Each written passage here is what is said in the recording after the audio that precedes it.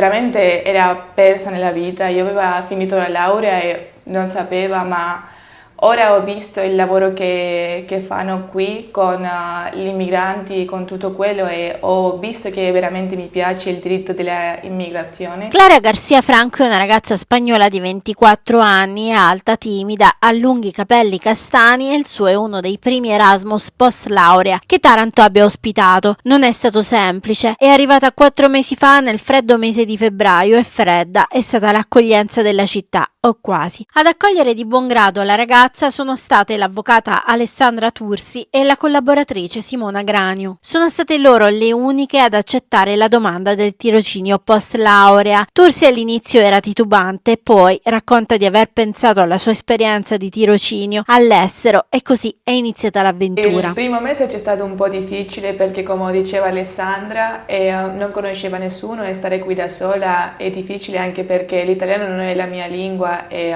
fare le cose di tutti i giorni è un po' difficile. Diritto comunitario e normativa europea, la tirocinante aveva già le nozioni utili a lavorare nello studio Tursi. Le difficoltà semmai sono state con la lingua italiana, soprattutto nella sua versione tecnica e formale, ma ad accompagnarla c'è stata anche Simona Granio. Soprattutto che mi piace di più, di cui sono molto contenta, è il fatto che in qualche modo questa esperienza l'abbia aiutata più o meno a capire cosa voler fare da grande. Il primo mese che io non sapevo come parlare con le persone in un contesto molto formale c'è stata veramente una difficoltà e ho fatto tante cose di male, anche con o forse un ingegnere, un avvocato, ma alla fine ho imparato. Come racconta Tursi, Clara ha faticato a integrarsi. Taranto non è una città a misura di Erasmus, non esistono luoghi di socializzazione per stranieri o eventi a loro dedicati. E questa è una tristezza, infatti molto spesso di questo mi sono sentita un po' in colpa